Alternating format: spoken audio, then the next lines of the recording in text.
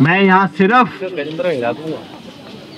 अपनी उपस्थिति, अपनी प्रेजेंस दर्ज करवाने आया, इसलिए कि उन दोस्तों के साथ खड़ा हो सकूं जो पिछले 5 साल से इस संघर्ष में खड़े रहे हैं, इसलिए कि उन परिवारों के साथ खड़ा हो सकूं। उमर खालिद का परिवार, मेरे दोस्त खालिद शैफी का परिवार, गुलफिशा का परिवार और तमाम ऐसे परिवार जिनको मैं पर्सनली नहीं जानता, उन सब के साथ खड़ा हो सकूं। और इसलिए कि आज नहीं, आज से 1 साल बाद नहीं, आज से 5 साल बाद, आज से 10 साल बाद, चाहे सन 2047 में हमारे मरने के बाद कभी तो कोई पूछेगा, कभी तो कोई आज के इस छोटी सी मीटिंग को दर्ज करेगा और पूछेगा कि वो लोग कौन थे जो खड़े थे, जो अड़े थे, जो लड़े थे।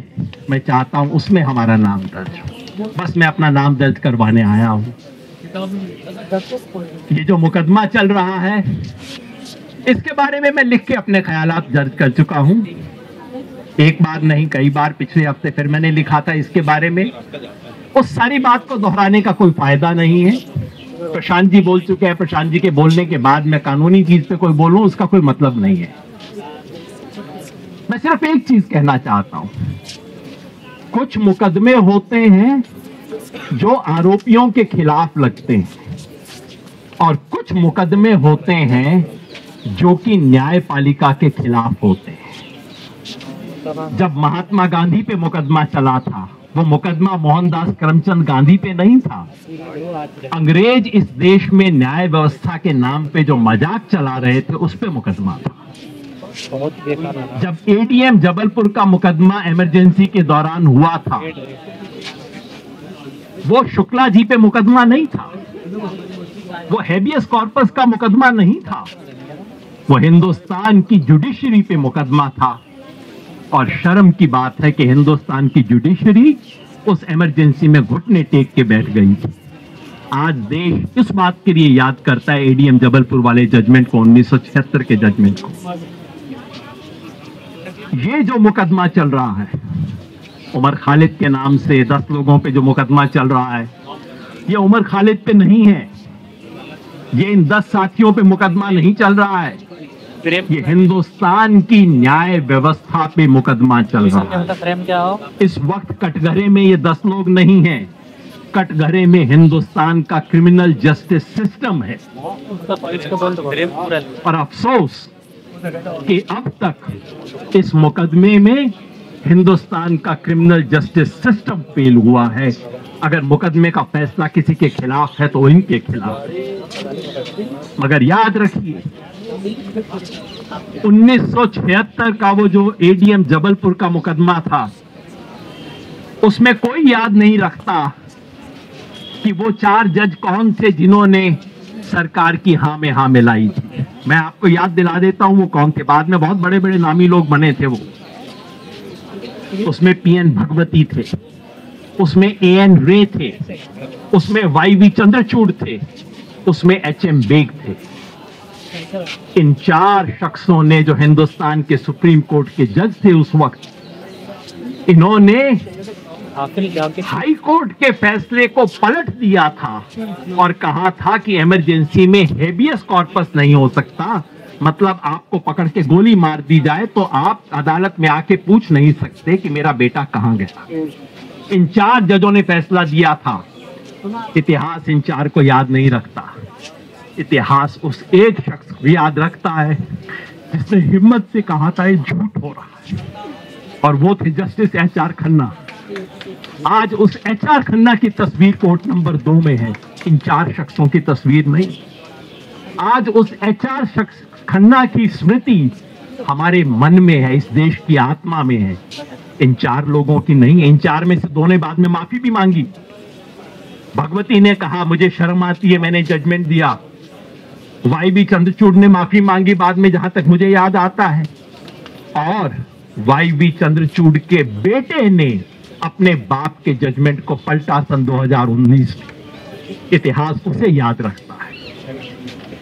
इसकी भी माफियां आएंगी। मुझे नहीं पता आज सुप्रीम कोर्ट में क्या हुआ, और सच कहूं तो मुझे बहुत परवाह नहीं है।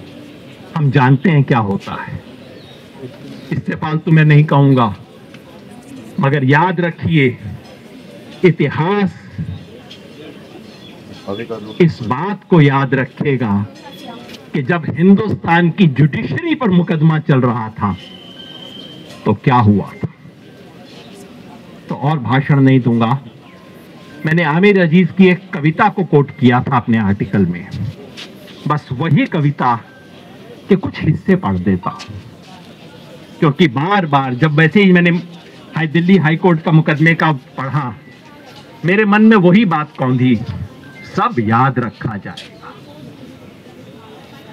तुम स्याहियों से झूठ लिखोगे, हमें मालूम है, हो हमारे खून से ही सही, सच जरूर लिखा जाएगा, सब याद रखा जाएगा। मोबाइल, टेलीफोन, इंटरनेट भरी दोपहर में बंद करके, सर्द अंधेरी रात में पूरे शहर को नजरबंद करके, हथौड़ियां लेकर दफातन मेरे घर में घुसाना, मेरा सर बदन मेरी मुख्तसर सी जिंदगी को तोड़ जाना, मेरे लख्ते जिगर को बीच चौराहे पर मारकर यूं बेअंदाज खड़े होकर झुंड में तुम्हारा मुस्कुराना, सब याद रखा जाएगा। मैं अपनी हड्डियों पर लिखकर रखूंगा ये सारे वारदात, तुम जो मांगते हो मुझसे होने के कागजात। अपनी हस्ती का तुमको सबूत जरूर दिया जाएगा, ये जंग तुम्हारी आखिरी सांस तक लड़ा जाएगा, सब याद रखा जाएगा। ये भी याद रखा जाएगा कि किस तरह तुमने वतन को तोड़ने की साजिशें की। ये भी याद रखा जाएगा कि किस जतन से हमने वतन को जोड़ने की ख्वाहिशें की। जब कभी भी जिक्र आएगा दौरे बुज़दिली का, तुम्हारा काम याद रखा जाएगा। जब भी कभी जिक्र आएगा दौरे जिंदगी का, हमारा नाम याद रखा जाएगा, और हमारा हम का नहीं, कि हमारे जो 10 साथी अंदर हैं उनका नाम याद रखा जाएगा। कि कुछ लोग थे जिनके इरादे टूटे नहीं थे लोहे की हथौड़ियों से, कि कुछ लोग थे जिनके जमीर बिके नहीं थे इजारेदारों की कौड़ियों से, कि कुछ लोग थे जो टिके रहे थे तूफान नूर के गुजर जाने के बाद तक, कि कुछ लोग थे जो जिंदा रहे थे अपनी मौत की खबर आने के बाद तक। भले भूल जाएं पलक आंखों को मूंदना, भले भूले जमी अपनी धुरी पर घूमना, हमारे कटे परों के परवाज को, हमारे फटे गलों की आवाज को याद रखा जाएगा। तुम रात लिखो हम चांद लिखेंगे, तुम रात लिखो हम चांद लिखेंगे, तुम जेल में डालो हम दीवार फांद लिखेंगे, तुम FIR लिखो हम तैयार लिखेंगे, तुम हमें कत्ल कर दो हम बन के भूत लिखेंगे, तुम्हारे कत्ल के सारे सबूत लिखेंगे, तुम अदालतों में बैठकर चुटकुले लिखो, हम सड़कों दीवारों पर इंसाफ लिखेंगे।